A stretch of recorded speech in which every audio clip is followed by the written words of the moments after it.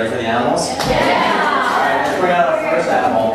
This animal is probably the most classic, iconic animal of Halloween. It's a great horned owl. We mentioned those really, really big eyes. Owls' eyes are so big that, look at my eyes for a second. You see what I'm doing? I'm moving my eyes back and forth. Their eyes are so big inside their skull that if they tried to do that, the eyes would knock into each other. So their eyes are permanently facing forward.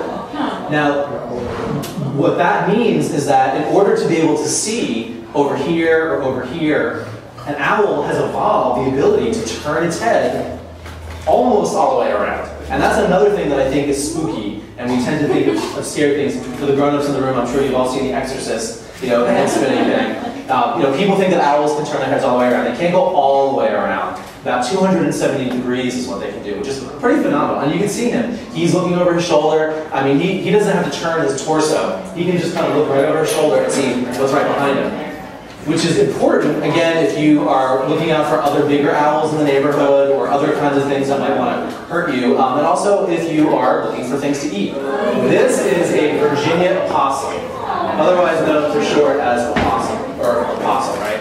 These guys, I think they are one of the most adorable animals that are out there. A lot of people don't like these animals because, again, they look kind of ugly to us. They're not as cute as a puppy or a kitten, and they have these long, hairless tails, and people think that they are just big rats.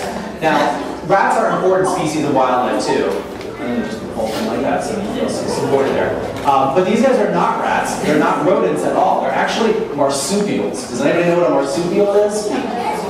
You back there with your hand raised. Do you know what's a marsupial? Like kangaroos and they carry their babies in the pouch. Exactly. Marsupials are mammals that give birth to really, really teeny tiny babies, and the babies start out life in their mother's pouch.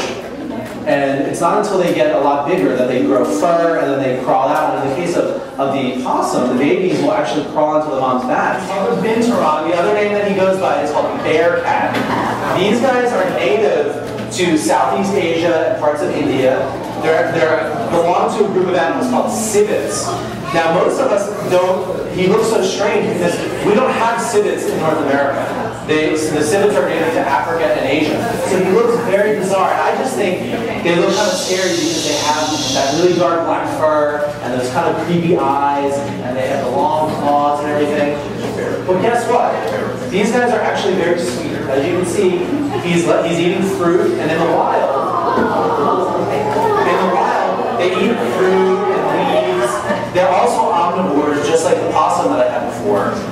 And so they will eat some other smaller animals. But again, just because he looks scary doesn't mean that he's a sort of a scary monster.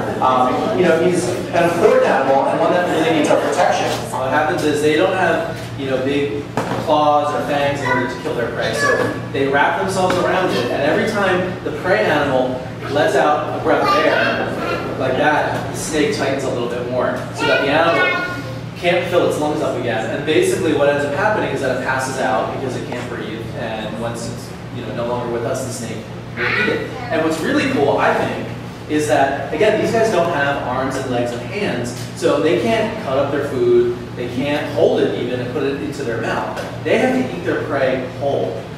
So they can open up their mouth so wide. I'm going to pass her back there so I can use my hands.